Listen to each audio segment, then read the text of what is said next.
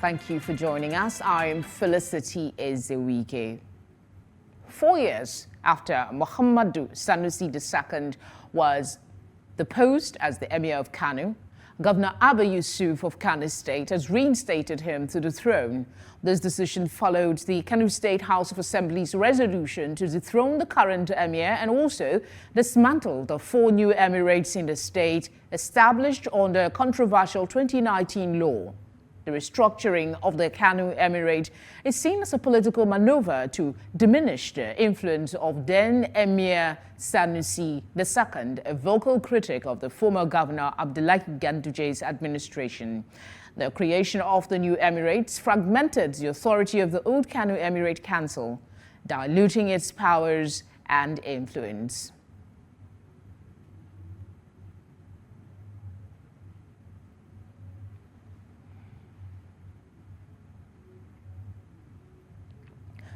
Meanwhile, some operatives of the Department of State Services were spotted at the palace of the Emir of Kano, Alhaji Aminu Adobayero, on Thursday, amid growing rumors of the Emir's imminent deposition.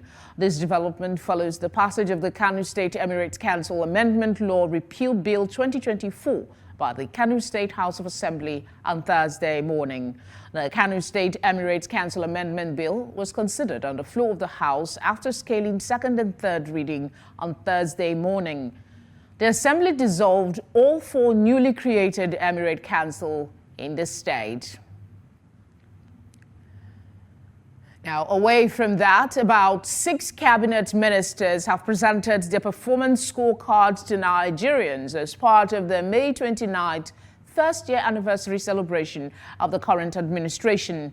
The ministers from the Federal Capital Territory Administration, Youth Development, Steel Development, Petroleum Resources for Oil, Defense and Solid Minerals took time to reel out the achievements of the Renewed Hope agenda in their ministries. Amadine Uyi tells us more.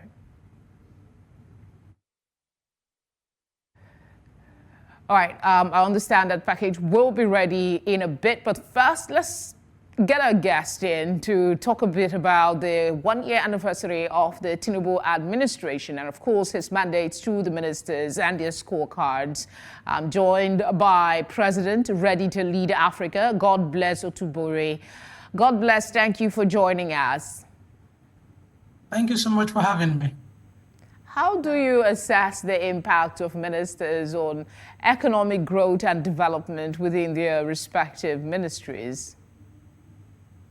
Well, I mean, when you look at the, so far it's been a year of this administration, and of course, it took a while for some of the ministers to be sworn in, and now we've seen some of them giving Nigerians their scorecard, and of course, the president had asked them to, do that.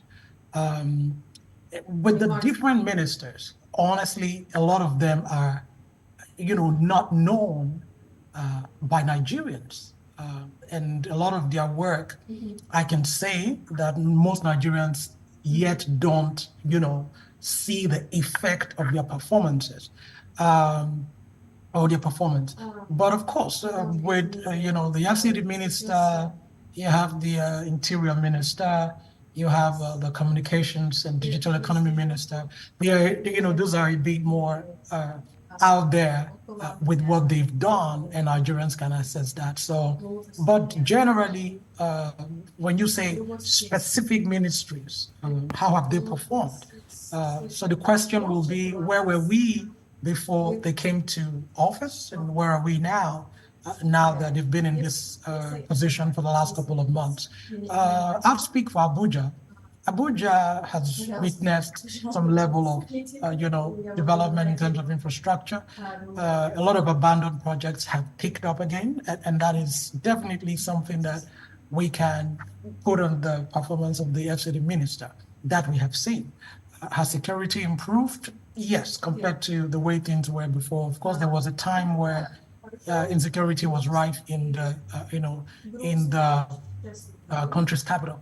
How about the Minister of Interior, we've seen a lot of movement in terms of, how to process international passports, availability of, the paper, or what do we say now, the booklet, to make international passports available to Nigerians, and especially some of the works that have been done within the airports to sort of make traveling a lot easier, both for Nigerians and foreigners. And we can say so some work, in your view, has been done. And would you say it's a foretell of what to expect in the coming year? Or, as we say it in the local palace, initial gra-gra?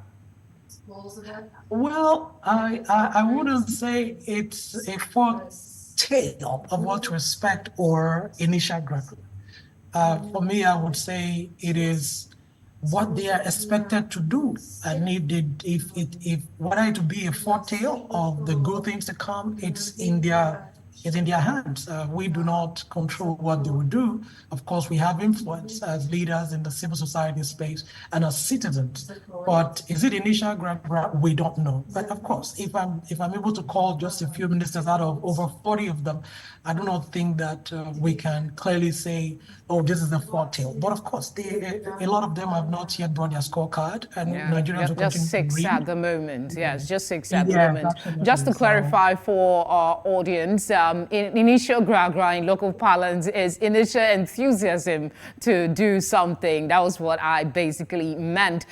All right, can you evaluate the extent to which the ministers have engaged the stakeholders, including the public, civil society organizations, and private sector actors, to gather feedback and incorporate into policy formulation and implementation? Well, for me, really, I would say that from what we've seen, especially with the use of social media, Nigerians are asking more questions now. If we look at from our organization, we are implementing a project right now where we're tracking the promises of 6 state governors across 6 states in Nigeria. And a lot of other institutions are doing similar things in the ministries, budget, tracker, different organizations. And it has led the ministers to be more open, to be more transparent, to engage people. If you look at what Minister Bosun does, which he sort of puts in graphical format his action in the month or in the week, what they've been up to. Tunji Ojo also does that in the Ministry of Interior. That is increased citizens' participation and interest in the process.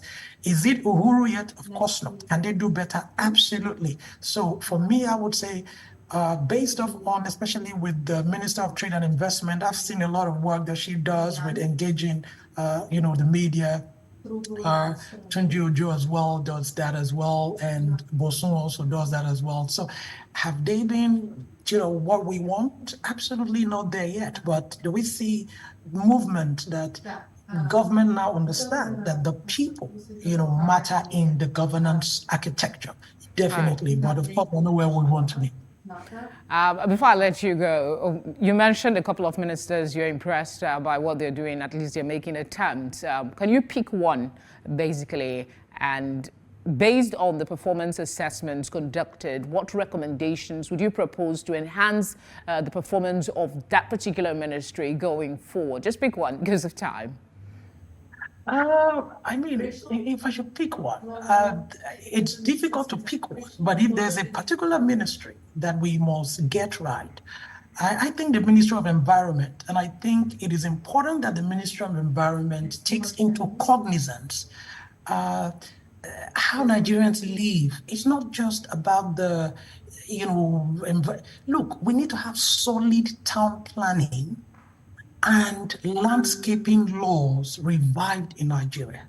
We need to ensure that those who build estates, when government build projects, it must be done in a way that it is sustainable. Look, Nigerians are suffering because our societies are currently not designed for human beings. And I'll tell you why. Because the basic thing that makes a society worth living is order, is how beautiful your landscaping is how well planned your society is. So the Ministry of Environment, I want to see that our drainages are cleared every time. Please bring back monthly sanitation. There has to be a sanitation exercise in Nigeria and make sure that it is implemented with nobody above board. So for me, the every other thing, Ministry of Environment has to work well. We need to talk to people who are building. We need to ensure that when people work for Nigeria, when they build roads, when they build, everything that people build in Nigeria, it's important that the fineness, it has to be fine, it has to be nice, it has to be clean. We need to put more street lights, we need to put more drainages, we need to put more pavement so that Nigerians can see that their government care about them. So Minister of Environment, you have not given your scorecard. We are waiting for you and we will be following you bumper to bumper. All right, thank you very much for speaking with us. We appreciate your time. Thank you so much for having me always. All right, we have that package now from my colleague Amadine Uyi on the scorecards as presented by 6 ministers. Let's take a look. In attendance were several cabinet ministers as part of the May 29th first year anniversary celebration.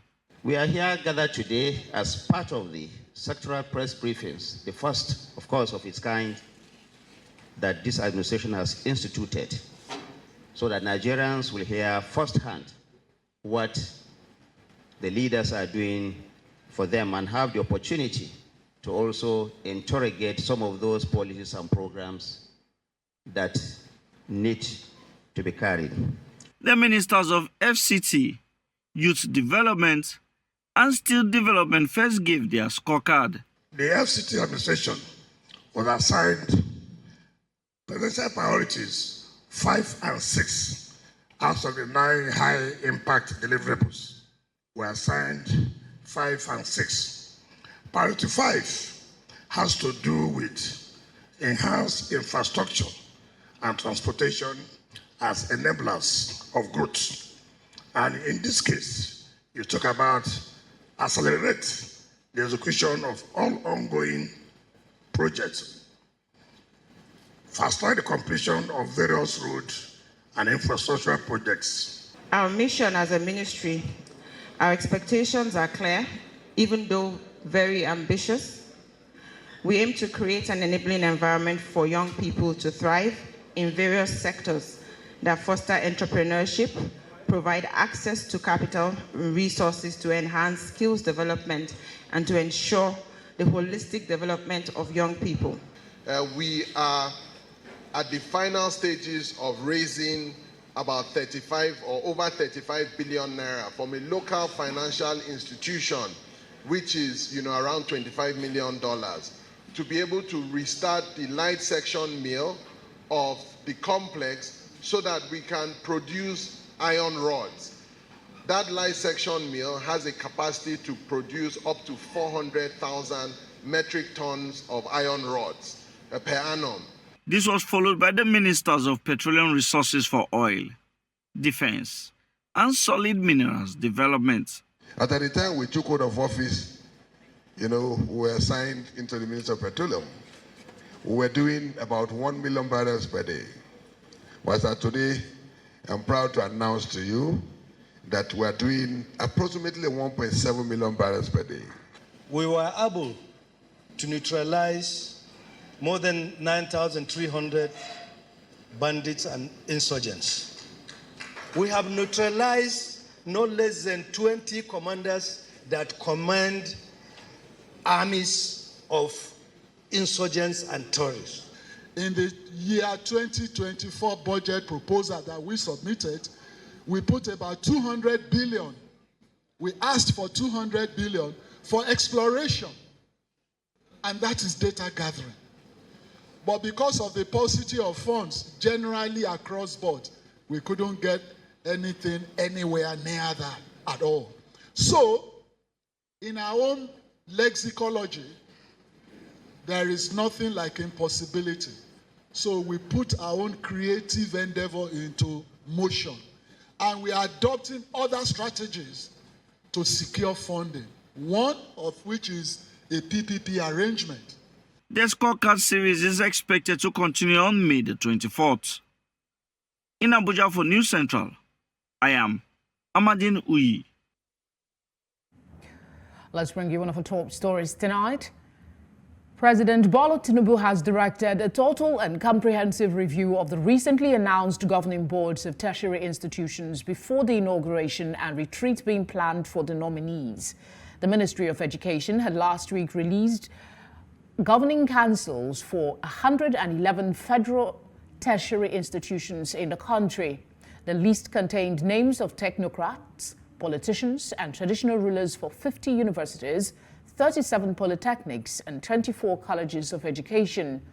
Permanent Secretary, Federal Ministry of Education, Didi Esther Walson-Jack, who released the statement containing the list, had stated that inauguration and retreat of the councils will hold on May 30 and 31, 2024. But the Academic Staff Union of Universities, Academic Staff Union of Polytechnics, among others, rejected the list and demanded a review.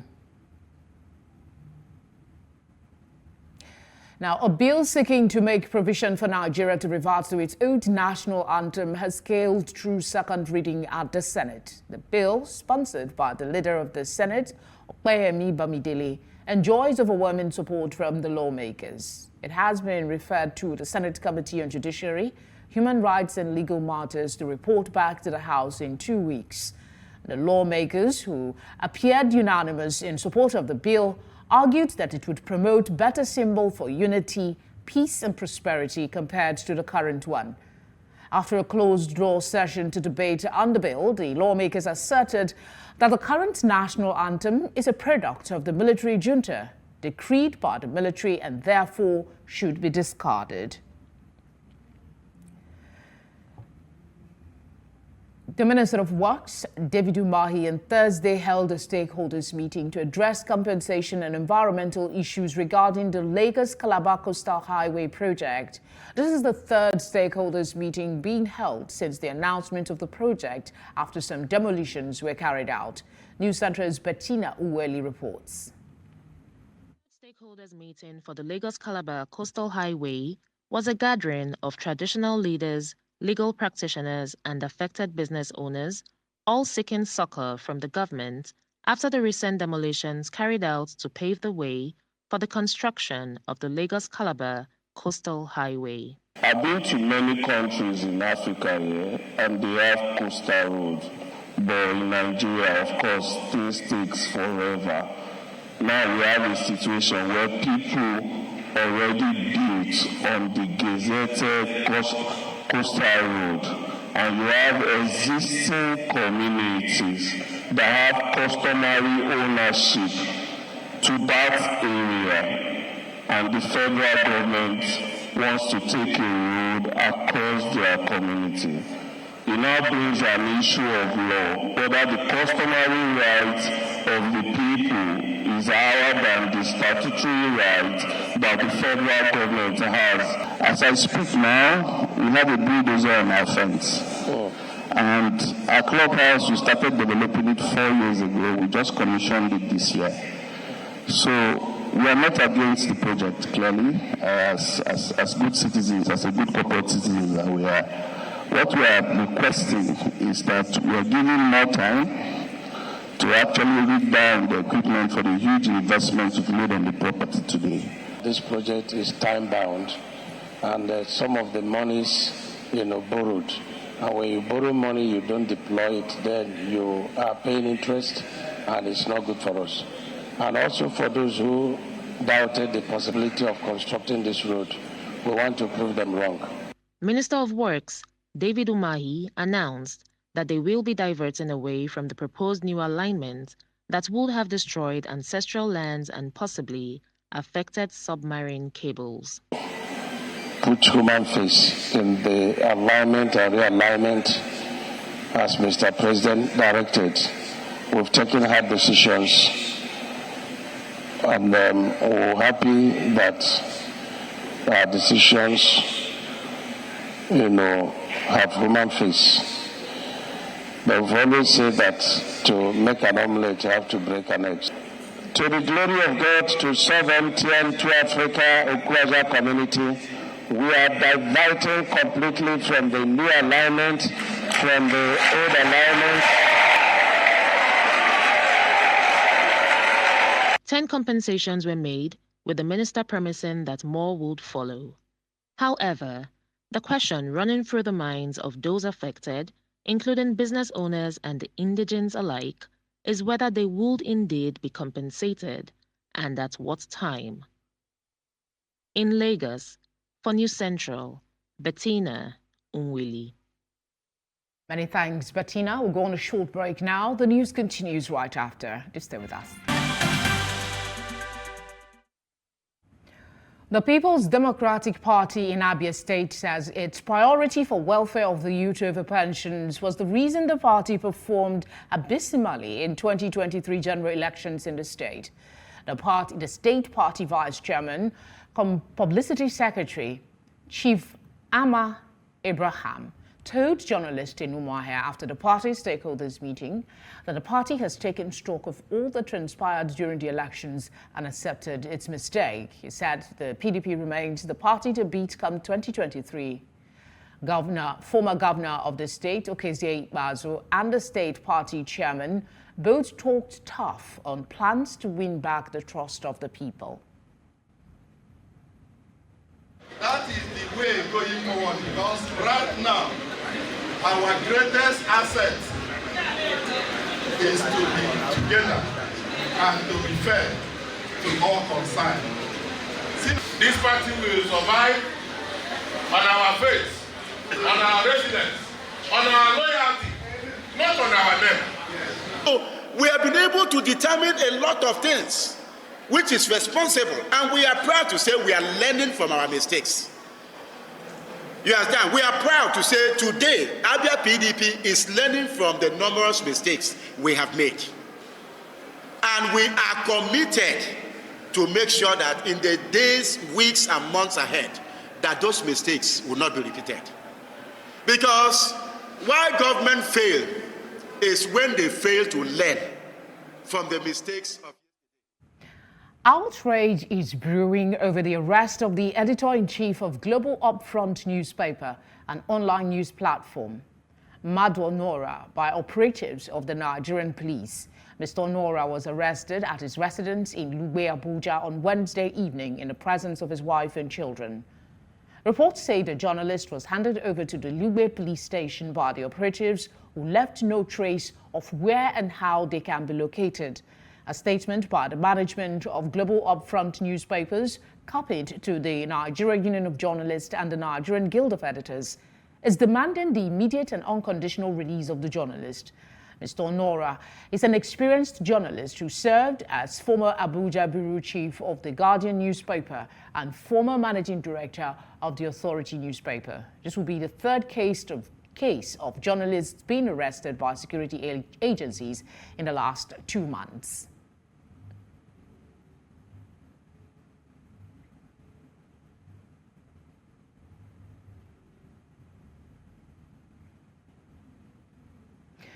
You're watching Tonight. A reminder of our top stories. President Tinubu orders review of governing board's list after protests. Muhammadu Sanusi II reinstated as Emir of Kano. Bill seeking return to old national anthem scales second reading at Senate. And Chad's former junta leader, Debbie, sworn in as president. Thank you for staying with us. Now, MTN's Momo Payment Service Bank has unveiled fast rising skit maker Lai Wasabi as the new brand ambassador as the payment platform celebrates 2 years since it was created. The payment platform says it is looking to expand its over 5 million active users across the continent, targeting small businesses and the younger population. News Center's Adeshewa Udushoga reports. The payment unit of MTN Nigeria Communication PLC, Momo Payment Service Bank, is celebrating 2 years since it was created in grand style. It was a gathering of key players in the banking, digital, tech, telecommunications sector, as well as the entertainment industry. This array of relevant stakeholders in the digital financial sector have gathered to deliberate on fostering collaboration to enable a smooth running of the digital financial services in the country and expand financial inclusion. The focus has been on SMEs because of the critical role SMEs play in the economy of Nigeria and across the world. We believe that if they are supported, they can deliver more value that they are delivering today. Momo Service Bank has done nothing but to create products using world standard practices to ensure not just inclusion of the SME, but real startups, the new startup businesses. Momo also unveiled fast-rising content creator and skit maker Layi Wasabi, popularly known as The Law, as its latest brand ambassador, alongside other upcoming Nollywood sensations, to increase its penetration among the younger population. Momo is a thriving payment service industry, so yeah, and this is also like a big deal for me because it's my first brand ambassadorship. I'm just waiting to unravel all of the magic we have together with the family.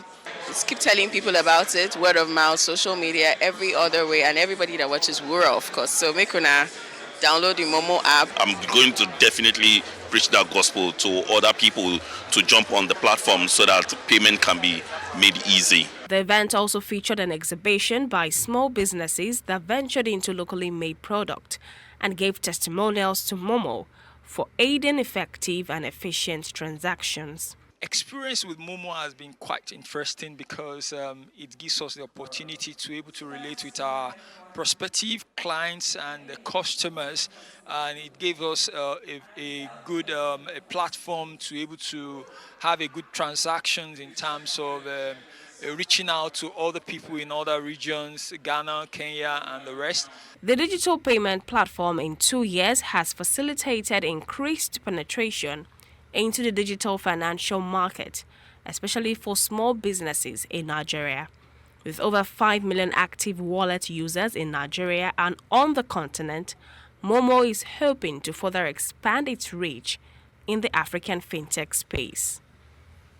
In Lagos, for News Central, Adishewa Odushoga. The 3-Division General Court Martial of the Nigerian Army, Maxwell Colby Cantonment, sitting in Jos, the Plateau State capital, has dismissed 6 convicted soldiers, demoted 1 in rank, and reprimanded another for various offenses against the Code of Conduct of the Nigerian Army. This came to light at the judgment of the 8 convicted soldiers who erred in the course of performing their constitutional responsibilities. News Center's Chizoba Anyowe was there and now reports. Rising from the inauguration of this General Court-Martial in February this year, the president of the court promised that professionalism will be upheld to ensure justice is served. The court-martial was to bring to justice personnel that have erred, pleaded guilty, and convicted for various criminal offenses ranging from theft and sale of arms and ammunition, criminal conspiracy, and false documentation. Among the convicted soldiers is Warrant Officer Dan Ladishagi on a 9-count charge, imprisoned for a total of 336 calendar months for stealing and selling of 3,870 rounds of 7.62mm special ammunition and 1 AK-47 rifle. He was also demoted in rank and will pay back a total sum of 5,035,000 naira to the 3 Division of the Nigerian Army, the cost of the ammunition he sold. President of the General Court-Martial said all acts of the convicted soldiers were despicable and punishable. The General Court-Martial considered your action as a very despicable, inexcusable, and inconsistent with service discipline, which you must be sanctioned. The court also listened and considered your remorseful plea in mitigation of sentence and your unprofessional conduct. Accordingly, the court considered the implication of your action on internal security within the country. Both prosecuting and defense counsels were comfortable with the judgments. On behalf of the defense, thank you. I know the stress you're going through to come up with these judgments and sentences. We wish to appreciate you finally. Thank you very much, sir. Pray that God Almighty continue to bless my Lord with more wisdom. King Solomon, I appreciate your lordship. You are most grateful, my Lord. A date is yet to be fixed for the continuation of judgment of the remaining accused soldiers and one officer. In Just for News Central, Chizoba Anyomi. The Economic and Financial Crimes Commission, EFCC, says it is ready to commence the trial of the former Minister of Aviation, Hadi Sirika. The EFCC made this known following the arraignment of the former minister and his brother before the FCT High Court on an amended 10-count charge bordering on contract fraud to the tune of about 19 billion naira. The former minister was granted bail by the trial judge, Justice Suleiman Belgore, and the case was adjourned to May the 28th and 29th for trial. Marvelous Oboman tells us more.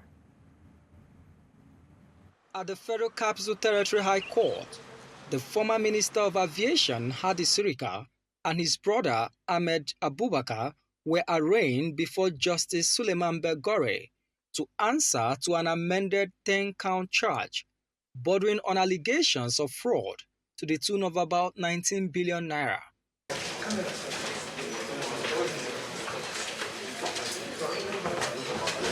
This is coming less than a week after the anti-corruption agency arraigned the former minister alongside his daughter, Fatima, and her husband on charges of abuse of office in awarding contracts. I like what EFCC is doing these days. They become more matured. At the arraignment, the counsel to the former aviation minister sought the order of the court to grant him bail, as earlier granted by a sister court in Maitama with the same bail conditions. Counsel to the anti-graft agency, who did not object to the bail application, argued that both the former charge and the amended one are totally different.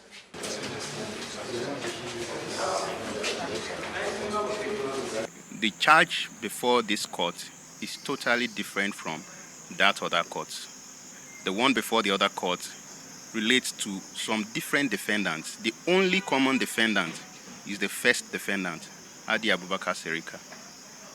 The remaining defendants in this one are totally different from the remaining defendants in the sister charge. The transactions in this one are totally different from the transactions in the other one.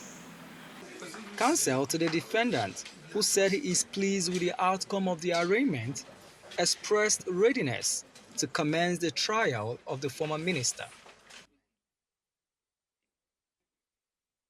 It went well. Our applications were granted, and as you witnessed in the court, the ruling was apt and was detailed.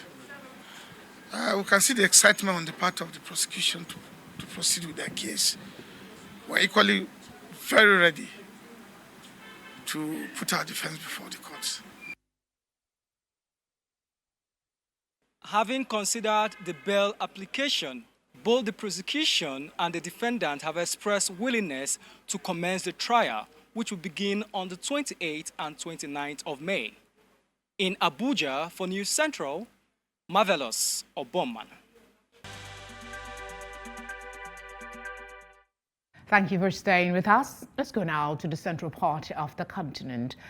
General Muhammad Idris Deby Itno, head of a military junta for 3 years in Chad, has been sworn in as president following a May 6 election contested by the opposition. The ceremony, televised live on TV, showed Deby taking an oath to faithfully fulfill the high functions entrusted to him by the nation. This comes after Prime Minister Success Masra on Wednesday said he had handed in his resignation just 2 weeks after his defeat to junta chief Muhammad Idris Deby Itno in presidential elections. Itno won 61% of the vote cast on May 6th, an election that his chief competitor referred to as a masquerade and that international organizations allege was neither legitimate nor free.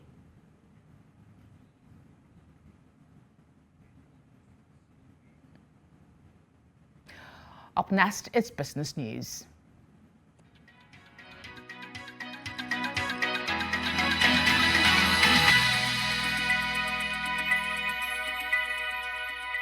Business News in association with Money Master PSB, the easy way to master your money. Welcome to Business News. Nigeria's Minister of State for Petroleum Resources, Gas, Ekperikpe Ekpo, has announced a resolution of challenges faced by the 141 megawatt geometric power plant in Abia State regarding gas supply. This development was disclosed in the minister's scorecard, which highlighted his efforts in addressing the gas supply issues at the geometric power plant. Additionally, Ekpo facilitated a $3 billion investment in the gas sector by addressing issues related to the execution of the gas sales and purchase agreement for the Brass Methanol project. Furthermore, the minister emphasized the commitment to achieving net zero flare gas emissions and revitalizing the virtual pipeline mode of natural gas delivery to power gas-based industries and the commercial sector. Kenya's Highways Authority and U.S. Infrastructure Investment Manager, Everstrong Capital, have entered into a $3.6 billion agreement to construct a 440-kilometer highway connecting the capital city, Nairobi, to the port city of Mombasa. This ambitious project aims to alleviate congestion on the busy road between the two cities. The agreement is expected to attract investments from international investors, development agencies, pension funds, and a significant number of Kenyan private investors. The announcement of this deal coincides with Kenyan President William Ruto's visit to the United States, marking the first state visit by a leader from sub-Saharan Africa since 2008. Finally, the plan to redirect imported grey vehicles or used cars from Durban to Maputo, aiming to prevent these vehicles from illegally remaining in South Africa, is still a work in progress.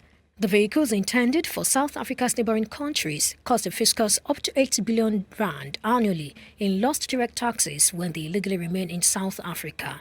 The automotive industry, government entities, and Grindrod are involved in discussions to address this issue. Grindrod's involvement is crucial as it manages the Maputo car terminal. However, logistical issues and the need for coordination with shipping lines are key considerations before finalizing the plan. The aim is to raise concerns with the International Organization of Motor Vehicle Manufacturers, OICA, about the impact of these vehicles on safety, the environment, and tax revenue. And that's a package on Business News at this time. Thank you for watching. I am Perpetua Fasami Peter. The news continues shortly. Bye for now.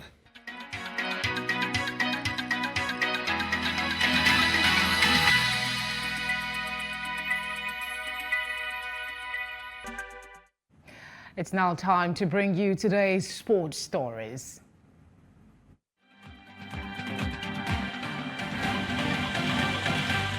In sport, Super Eagles head coach Finidi George has heaped praises on Ademola Lookman for his exceptional performance in the Europa League final. Lookman scored all 3 goals as Atalanta defeated Bayer Leverkusen 3-0 at the Aviva Stadium, Dublin on Wednesday night. His international teammate Victor Boniface and Nathan Tella were also in action for Bayer Leverkusen in the three-league contest. The winger scored twice in the first half and added a third after the break. The 26-year-old entered the history books as the first African to score a hat-trick in the final of a major European competition. As a Nigerian, I think I'm delighted, I'm happy. Our players are performing in Europe, doing so well in Europe. This is the best time for Nigerians that are playing in Europe. Demola is a player that we need. We love him.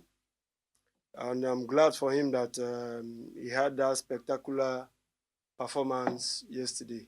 Still talking to Super Eagles, coach Finidi George says the squad for the 2026 FIFA World Cup qualifiers against South Africa and Benin Republic will be released this week. He made this known at a media party in Lagos organized by the Nigerian Football Federation (NFF) on Thursday.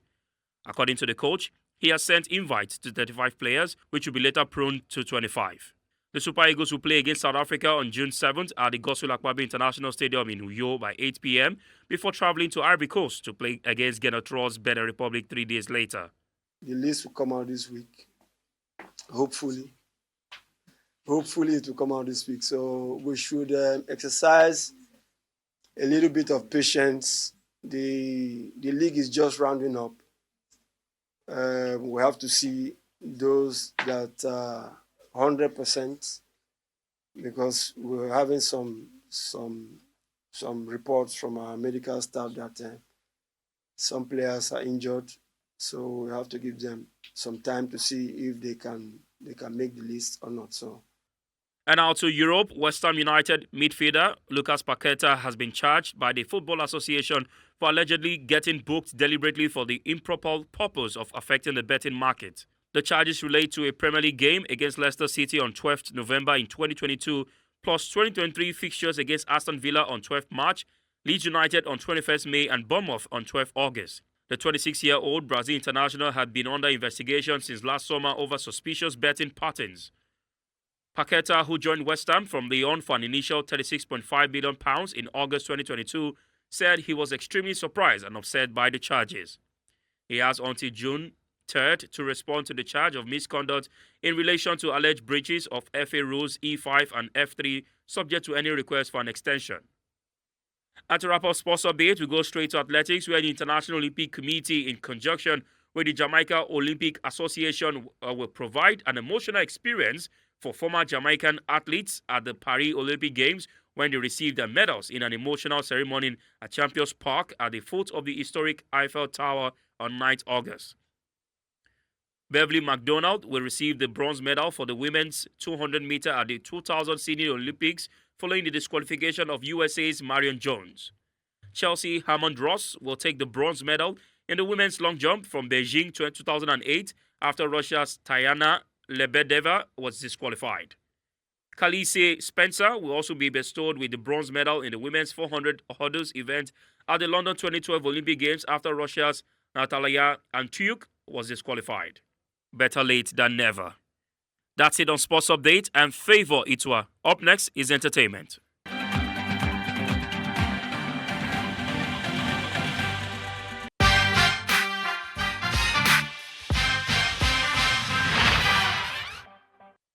In entertainment, Bankole Wellington, also known as Banky W, has successfully undergone his 4th surgery for skin cancer, as revealed on his Instagram page. Sharing his journey, he emphasized the role of faith in overcoming challenges, stating, "Sometimes your faith in God will not prevent the storms from coming, but it will carry you through them." He encouraged others facing difficulties, reminding them of the strength within. Banky expressed gratitude to his wife, family, friends, pastors, and doctors for their support. This victory marks another chapter in his ongoing battle with cancer, having previously undergone a 3rd surgery in 2017 to treat a rare strain that had resurfaced after a decade. Of course, big congratulations to Banky for beating cancer again. I am a big fan of Banky W and his family, so I am wishing him a wholesome recovery. Now, away from the continent, Cassie has broken her silence following the emergence of a video showing her ex-boyfriend, seeing Diddy Combs, attacking her in a hotel hallway. The model and singer, aged 37, shared on her Instagram that she will continually recover from her past experiences, advocating for believing victims from the outset. The video from March 5th, 2016 shows Combs assaulting her. Cassie, who dated Combs from 2007 to 2018, thanked her supporters and emphasized the importance of addressing domestic violence. Combs, also known as P. Diddy, called the footage inexcusable. Meanwhile, he faces allegations of physical and sexual violence, with recent raids on his properties as part of an ongoing investigation. Combs, however, denies all allegations. Interesting times indeed in the world of entertainment, but that's how we call it a wrap tonight on Entertainment News. We'll go on a short break and return with the latest on what's trending tonight.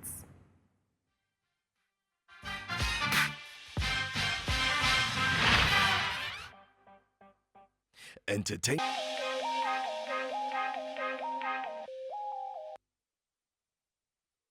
And now, moving away from entertainment news, top on our latest trending stories today is the hashtag National Assembly, and here's why. The House of Representatives has approved a bill to reintroduce Nigeria's former national anthem, Nigeria We Hail Thee, in place of the current anthem, Arise, O Compatriots. The move has sparked reactions, prompting reflection on the history of the discarded anthem. Nigeria We Hail Thee was in use from 1960 to 1978 before being replaced by the Arise O compatriots to promote national ownership. The current anthem was composed by Benedict Odiase under General Olusegun Obasanjo's military administration. Odiase blended 5 writers' poems into music, capturing the patriotic essence of the nation. Before we read reactions to this story, let us listen to what the old national anthem once sounded like.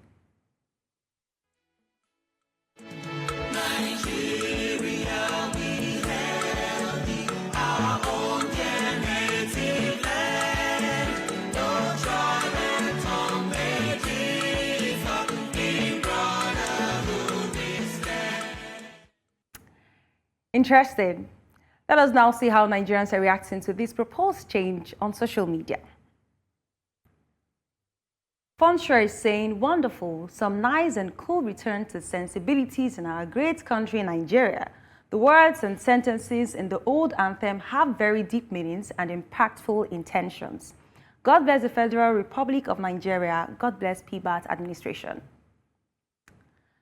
Here's another tweet from Arakun saying, I tried to process the rationale behind this bill, but couldn't. Still a misplaced priority in my view.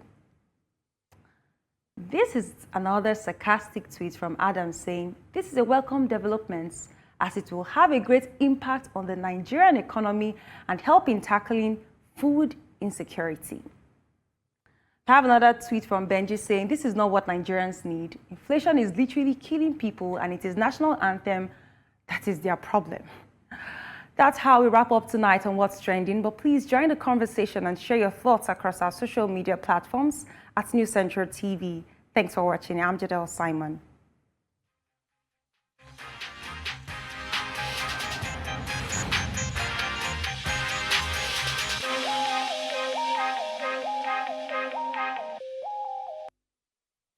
And that's all tonight. But before we go, let's take another look at some of the major stories. President Tinubu orders review of governing board's list after protests. Muhammadu Sanusi II reinstated as Emir of Kano. Bill seeking return to old national anthem scales second reading at Senate. We also brought you news that Chad's former junta leader Derby has been sworn in as president. As always, we would like to hear from you. Please send your eyewitness reports to the number showing now on your screen. We'd love to have your company on social media. That's at News Central TV. You can watch live on DSTV channel 422, Star Times channel 274, Avo TV, and on YouTube. Many thanks as always for watching. Have a good night.